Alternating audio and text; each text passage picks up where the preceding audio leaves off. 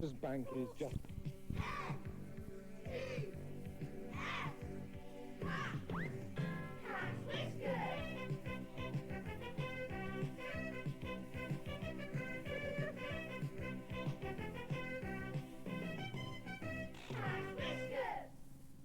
Hi, and welcome for the very last time to Cat's Whiskers. It's our final programme tonight, unfortunately. But don't be sad, don't be glum. Children's radio is not going away, it's just moving.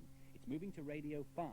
You'll be able to find that on your dial from August the 27th. So make sure you put that date in your diary and listen out for Radio 5. Tonight, we have a final episode of Charlotte's Web. And Amy Ward has sent me a lovely picture from Lymington in Hants of the characters in the story. The goose is here, Wilbur is here, and Charlotte herself, look. So thank you very much indeed for that, Amy. That's really nice. It is the last programme. We've been clearing out the cupboards and clearing out the office. And I thought while we were doing it, it would be nice to play some of my favourite reports I made for the programme over the last two series. What better one to start with than the first one I ever made? I went to the Refuge Assurance Building here in Manchester to visit an exhibition called Dinosaurs Alive.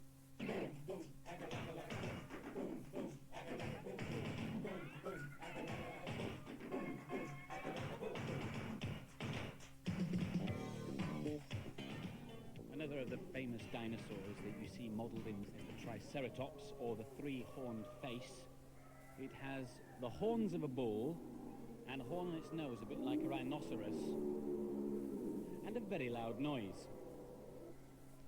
Now, this is a dinosaur that I've not come across before. This is the thick-headed lizard, or Pachycephalosaurus. I've been rehearsing that all day. He looks a bit like a Tyrannosaurus Rex, but on the top of his head he's got this huge dome-like thing, which you would imagine would contain a huge brain. But tragically no, this animal had a brain probably slightly bigger than your fist. Go on, clench your fist. Now that is the size of the brain of an animal when fully grown that was about 25 feet long. But he has the brain the size of your fist. Not a very bright animal. When I entered the Refuge Assurance Building for the Dinosaurs Alive exhibition, we met Tyrannosaurus Rex. About a third of what his full size would have been. The last thing you see as you walk round is his leg, the size it would have been. I'm 6'1" tall, and I come up to the knee of this animal. I think if I met him on a dark night, I'd be pretty frightened. Open the door, get on the floor. Everybody wants that dinosaur. Open the door, get on the floor. Everybody wants that dinosaur. And if you'd like to meet him, the Dinosaurs Alive exhibition is still touring, and it's currently at the National Museum in Cardiff until the end of it. From animals that are extinct to one that was very much alive and caused an awful lot of problems for our cat, Dr. Pete Rowan, on one of his trips to Nepal. As Dr. Pete was out exploring the jungle on the back of an elephant, quite by chance he came across someone or some thing's unfinished lunch. What happened next was one of the most exciting and dramatic moments ever on Cat's Whiskers. Just listen to this.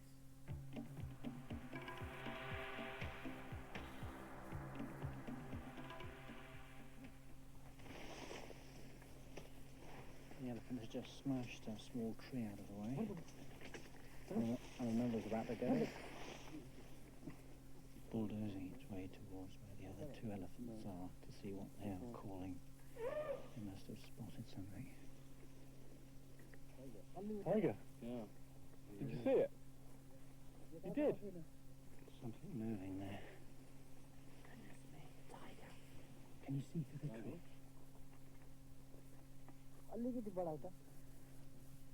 Just below us is a deer that the tiger has killed, and it's in front of us in the long grass. It's a spotted deer. Just recently dead. And the tiger's in that grass. Just ahead of us. I'm shaking like a leaf. It's about 10 metres right in front of us. Where? Directly in front of us, but you can't see it now. There's a small hole there. Okay. In that corner. There. I can see it. I can see it looking at me. Stay still. Oh! My God! Tiger's coming for us.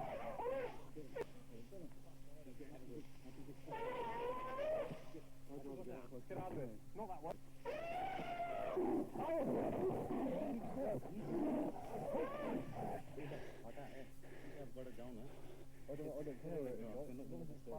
I have never been so frightened in my life. I thought that was it. That is the most astounding experience of my life, Doc. I can see him. Where? Let's get out. Can we get out of here, please? Still sends a shiver down my spine, that, when I hear it. He's a brave man, Dr. Pete. Thankfully, everyone came out of that a little shaken, but otherwise okay. If that was the most dramatic moment on Cat's Whiskers, our proudest must have been when ex-presenter Adrian Morehouse won the Commonwealth Gold Medal in New Zealand. No sooner had he got out of the swimming pool than we stuck a microphone under his nose and I had a chat with him. Adrian, first of all, very many congratulations. Cat's Whiskers presenter, gold medal winner. Thank you very much. You must be pretty excited just about now. I'm pretty excited, but I'm going to have to contain it a little bit, I think. Adrian, do you still get nervous at these big occasions, or are you getting is it getting a bit old hat now? I still do get nervous because we only get one big competition like this a year, and when you do it, it's especially the other side of the world, and everyone's watching you, and your parents and your friends want you to do well. It's so pretty nerve-wracking. What's Auckland like, Adrian? Is it nice? It's a long way from Manchester, I can tell you that much. It's pretty nice, yeah, but it's also very hot, which makes me feel pretty happy, because in Manchester it's pretty cold at the moment in January. Is there anything like Cat's Whiskers on New Zealand radio? There's nothing like it. I'm thinking of staying out here and doing it myself, actually. Have you met anybody famous while you've been there at these Commonwealth Games so far? I've met a few famous people, I suppose. I mean, we have a sort of communal dining hall, and all the teams eat in the same place. So you see, like Sebco walking around and people like that, Peter Elliott. So they're all around here. All these famous names, and you're so blasé. Yeah, but listen, I'm talking to a famous name on the radio now, aren't I? But I suppose you are. But even you see, I'm just learning from you, Adrian. One Cat's Whiskers presented. Listen, if I can do the radio programme, does it mean like I could perhaps swim and win a gold medal as well? Can you teach me how to be a swimmer? Maybe I'll retire in a few years or so, and if you work up to it, we'll get you on. Speaking of that, how many years practice and training have you put in now? I've been racing at this level, at like international level, for the last 10 years, and that's twice a day for 4 hours a day. Have you had enough, mate? You can tell me, because it's your friends now, Cat's Whiskers. Have you had enough? I've had enough, yeah, I've totally had enough. No, I think I can last another year or two, actually. It gives me a new lease of life doing little things on the side, like Cat's Whiskers and things like that. So, and coming over here where it's really sunny and there's lots of nice people, it sort of makes me want to continue for another year or two. Long may you continue, and long may you win gold medals. Best of luck for Sunday, and thanks ever so much for taking time out to talk to us.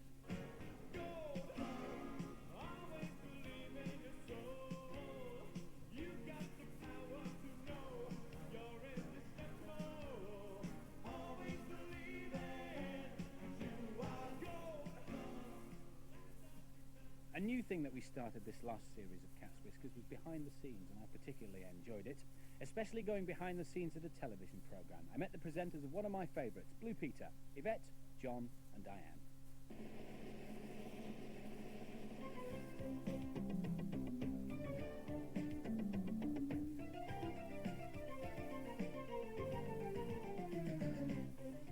Yvette, have you had any hairy moments on live television when you've been doing Blue Peter? Oh, plenty. I think some viewers remember the pancake, which went drastically wrong, and I'm being made to do it again. So I've got my pan at home and I'm practicing like mad. Hopefully I'm going to get it right this time. Well, what went wrong last time? Well, the pan wasn't very hot, you see. I'm just making excuses. It's my cooking, really. It went dreadfully wrong. No, this time I'm going to practice and see if I can get it right. If I can't get it right, then that's just, I'll never try pancakes again as long as I live. You're doing a bit of cooking now as well, aren't you? Hey, cordon bleu chef, me. I enjoy cooking because it's a chance where you get 5 minutes of television really to miss everything out and just get on with cooking away, and you can have fun. And if things go wrong, it's more explainable, you know, like the pancakes. You were having loads of fun when you made the carrot cake. I was watching and he was like, yeah, throw a bit of carrot in. Do you like the filming, John? I mean, Blue Peter obviously is very famous for the action films that you make. Filming I love. It's great when you can get out there and you meet different people. It's going to be the first and last time you're going to probably be able to do something, whatever it may be, from football to having a look at a bird who's maybe stranded in, conservation. You do so many different films. Did you all watch Blue Peter when you were little? Yeah, I did. I watched Valerie Singleton and Leslie Judd and John Noakes and stuff from then. John, did you watch it? Yeah, between that and Grange Hill. But I never actually made anything, and that's confessed. But I can always remember my favourite Blue Peter film. That was when Simon Groom went down to have the theme tune revamped. And for some reason I remember the house, I remember how the theme tune was put together. And for something to stick in your mind, obviously it is an education, because that taught me how the actual records are made, or how they would go and do something like that. So hopefully that's what we're doing now.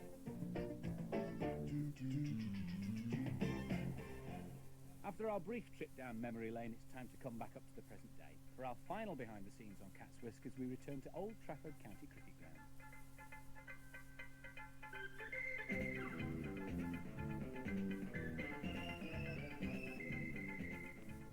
outside the first team dressing room here at Old Trafford County Cricket Ground. With me is Ron, who's the dressing room attendant. What does your job entail, sir?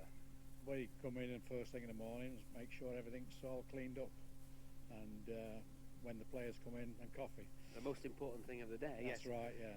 From what I've seen today in the short time I've spent here so far, you're almost like a father figure to these guys, aren't you? You really run around and look after them, Well, don't you? in a way, you've got to be that and look after them, because you're trying to organise their day. How do you get the red stains out of cricket flannels, Ron? After they've been shining the ball on the legs, how do the red stains come out? You're the expert. Well, we send them away to a dry cleaners. A lot of that. Illusion shattered. No. We do have our own washing room as well, but that's more of the towels. When you play in a first-team county game or maybe a 5-day test, what will a player wear? He's got his cricket boots to start with, and then his flannels, and then his pullover. Do they wear body armour and stuff? Well, like there is body armour, but it's more often a polystyrene covering. Well, you've got your pads. Don't forget your pads if he's a batter or a wicket keeper. And then you've got arm shields. Also, on your helmets, you've got your face guard. It's quite grills. a dangerous game these days, isn't it? In true cricketing fashion. The rain's coming down again. It's starting to rain. Thank you very much indeed for your time. I appreciate it. Well, we couldn't come to a cricket club as prestigious as Lancashire and not talk to one of the gentlemen in the dressing room at the moment. Has been capped many times for England as a bowler and still plays for the Lancashire first team. Paul Allett. How did your cricketing career start? Were you a schoolboy champion or anything like that? Well, I suppose in certain terms I was, yeah. I played for local grammar school, Altrincham Grammar School, when I was obviously 12, and then I played for Cheshire schoolboys from the time I was 14 right up to the time I was 18 till I left. That's a fairly illustrious track record you've got. Well, yeah, and I suppose it was, but there's a huge gap between playing schoolboy cricket and then entering the professional ranks. You think at the time that you know everything there is to know about cricket. You very soon come down to earth when you get out onto the professional circuit, because the games are just totally different. It's jolly hard work, isn't it, professional cricket? I mean, it's not just wandering out of, for the occasional county game or whatever and then wandering back in again. What's a typical day for you, Paul? Well, there's a popular misconception that county cricketers just play on Saturdays and Sundays. Well, that's not true. We've just finished a spell of 21 days out of 23. Typical day, supposing we're playing at home at Old Trafford, we get into the ground at 9:30. Ron, our illustrious dressing room attendant, has Father figure, I Well, described he him as is. earlier, yeah. He's got the coffee and the tea on in the dressing room with a big tray of biscuits, and so we stick into that first of all. We're all out on the field by 10:45 to 10. Takes me 20 minutes to get changed. I have to tape my toes up with elastoplast and little things like that, all the unseen things that people don't realise about, before we start at 11 o'clock. And obviously if we're fielding, we're bowling from 11 till 1:15, come back in for lunch, and then we obviously go out and have another 2.5 hour session after lunch, in for tea, sandwiches, pies and all sorts. I mean, we can actually eat far too much during the cricket. You have to discipline yourself. What has been the moment that you will most look back on so far in your career and think, yes, that was I really liked that. I was really pleased with my performance there. That accolade in any professional sportsman's career is representing his country, and I just happened to do that here in 1981 against Australia, which against the old enemy on your home ground, and I managed to score 52 runs as well, which I wasn't really picked to do, but we managed to do that. We won the test match. I got 4 wickets in the game. By winning the test match we won the Ashes, so I think to do all that on your first game for your country was a marvellous thing, a magnificent memory. Well, it's Allott now facing up for when he comes in. And he cuts that one, and a very good stroke indeed, and that's gone through. Some of the stop just short of the rope, it comes to the fielding area, but it's gone over the rope. So that's 4, and a perfectly good square cut for 4 off a short ball outside the off stump. Well done, Paul. I remember watching that on television. A fine performance. Thanks to everybody at Old Trafford, and best wishes to Paul Allett in his testimonial season. If you would like to interview a sports celebrity or personality of your choice, Radio 5 will give you the chance to do that. Just drop them a line with your name, age, address and phone number if you have one, and tell them who you would like to interview. The address to write to will come up at the end of the programme. Now, as this is the last Cat's Whiskers and Radio 5 is just around the corner, this seems like a good word for the final birthday list. F-I-V-E.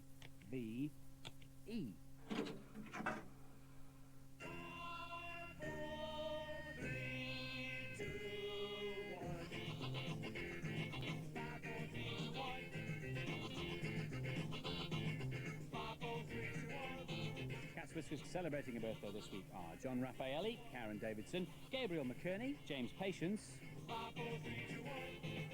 Rory Clisby, Daniel Beachy, Toby Bristow, Rhian Matthews, Ruth Edwards, Andrew Harback, Katie Shorter, Carol Jackson, Andrew Bourne, Emily Hayto and Julia Strong, Rachel James, Teresa O'Brien, Alexandra Matz, Andrew Wally, Caroline Spendle of Mason, Philip Temple and Christopher Donovan, It was the man Fred. Toby Fraser Gorston, Eliane Byrne, Kelly Holt, Rose Boyle, Tamsin G, Anoop Patel, Patrick Hole, Laura Haig and Nicholas Burgin, Vicky Eaton, Nicholas Wilson, Anna McNally, Laura Brenton, Gareth Williams, Adam Glass, Sarah Free, Helen, It was the man Fred. Helen Osler, Philip Soley, Mary Wise and Ricky birthday to all of you from all of us on Cat's Whiskers.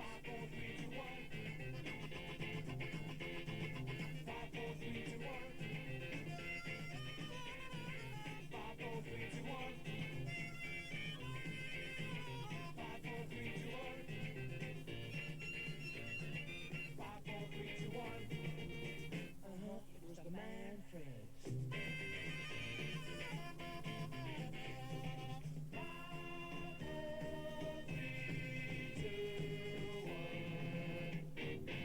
Because it's the final programme this evening, we've reprogrammed the turnout names from the birthday list, not membership numbers. 5 T-shirts to give away tonight, so listen very carefully for your... The winners are Emily, Christopher, Eliane, Anoop and Gareth.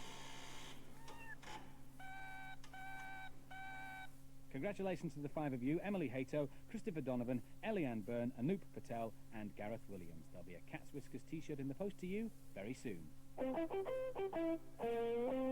More winners now as we come to the results of our environment competition. If you remember, we asked you, what are CFCs and what are they doing to our environment? Well, CFCs are chlorofluorocarbons, and the damage they're doing to our environment is damage to the ozone layer, which is letting through harmful rays from the sun. Well done if you got it right. We had hundreds of entries and most of them were right, which is good news, because we've got to look after our environment. But we picked 5 out of the hat, and the 5 mini greenhouses with instructions on how to grow things in your own bedroom are going to Jennifer Bolton, to Daniel Holt, to Rebecca Clark, to David Ricks, and to Tom Forster and his little brother Paul. Congratulations, the mini greenhouses will soon be on the way to you. Now, on the final Cat's Whiskers, the final episode of Charlotte's Web.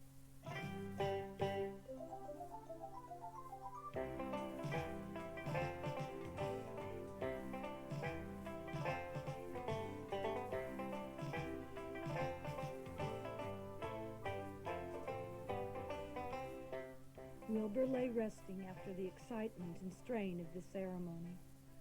"Charlotte," said Wilbur, "why are you so quiet? Do you feel all right?" "A little tired, perhaps, but I feel peaceful. You will live secure and safe, Wilbur. Nothing can harm you now." "Charlotte," said Wilbur, "we're going home today. Aren't you anxious to get home?" "I won't be going back to the barn," said Charlotte in a low voice.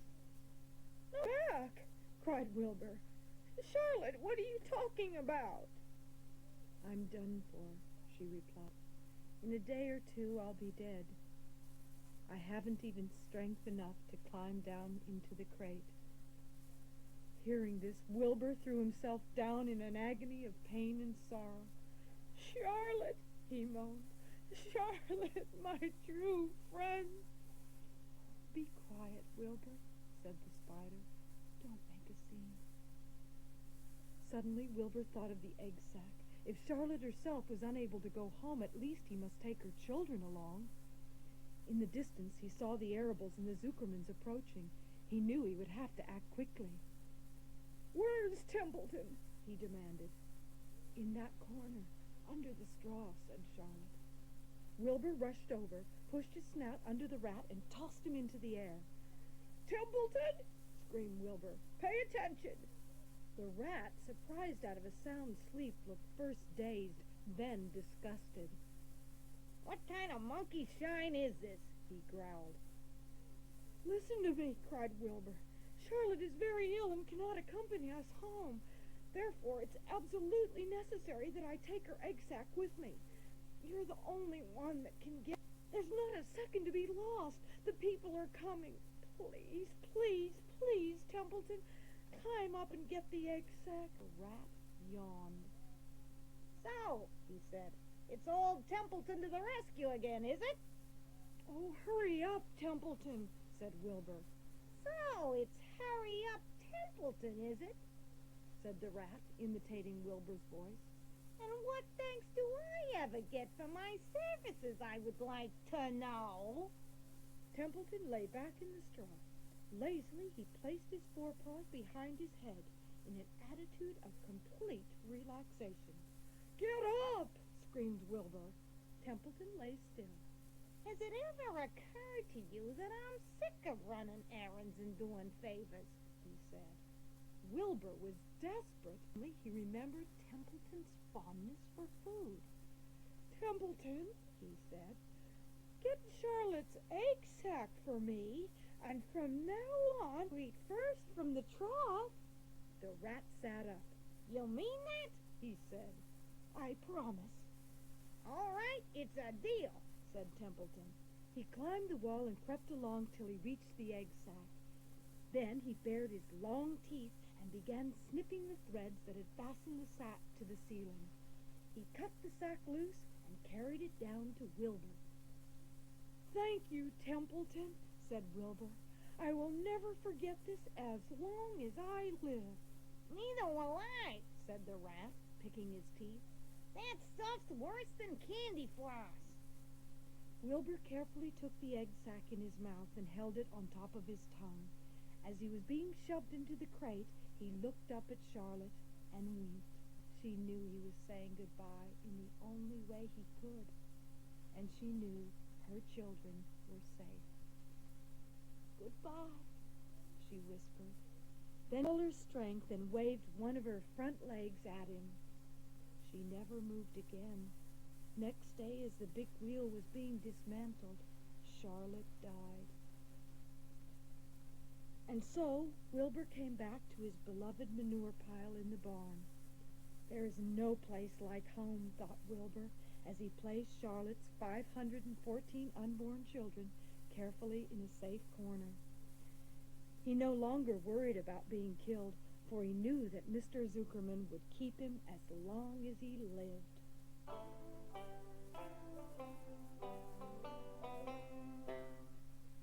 The autumn days grew short. Trees lost their leaves. One evening, just before Christmas, the first snow began falling.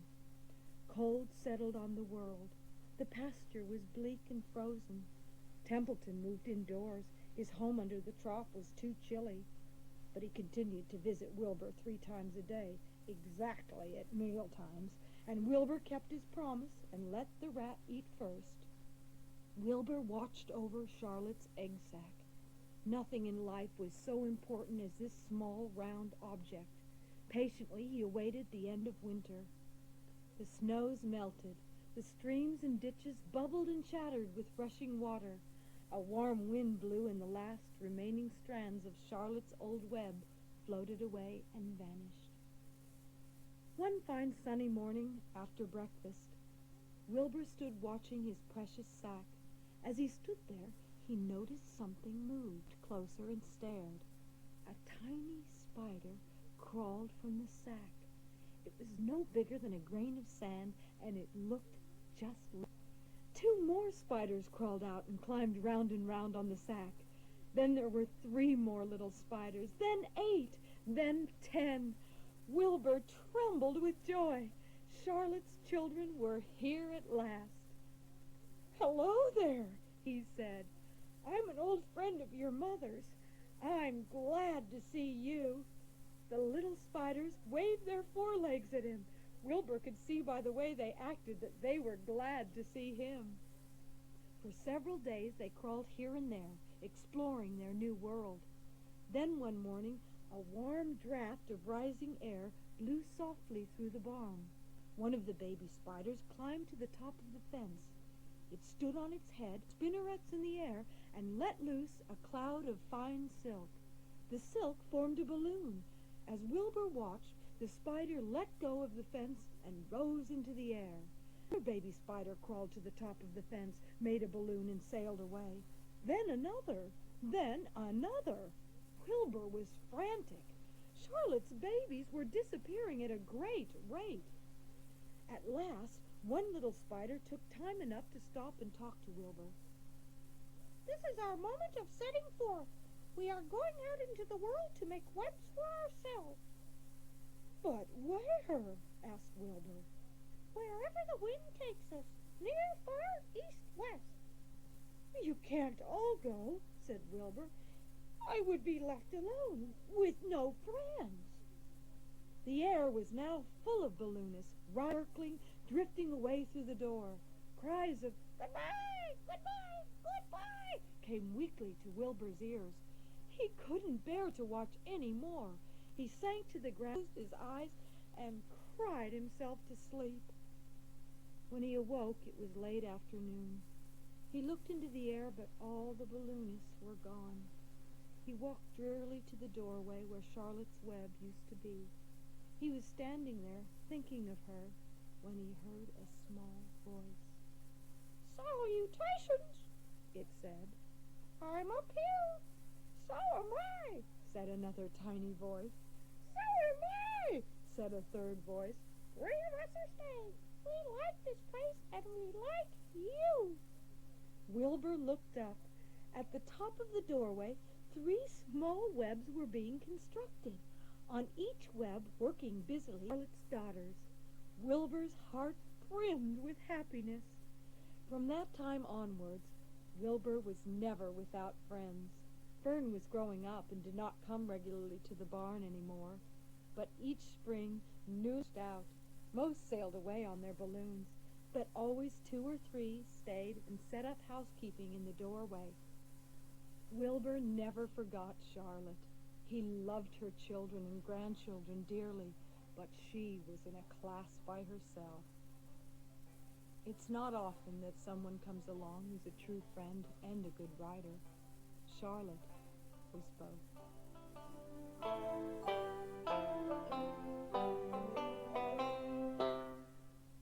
And if you've enjoyed Charlotte's Web, or any of the stories we've had over the last 4 years of Cat's Whiskers, don't forget, plenty more to come on Radio 5, which begins on August the 27th.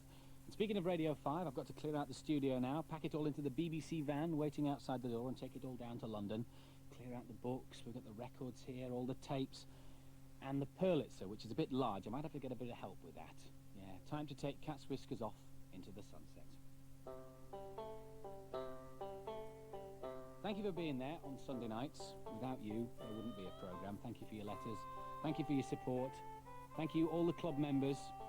It really has been a lot of fun. I've really enjoyed it. I hope you've been enjoying it. I've been very privileged to be part of Cat's Whiskers. Enjoy Radio 5. Bye-bye.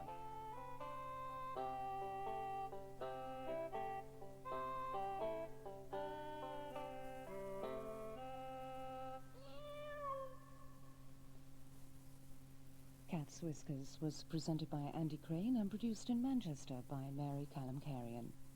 Next week at 7 o'clock, Julie Mayer will be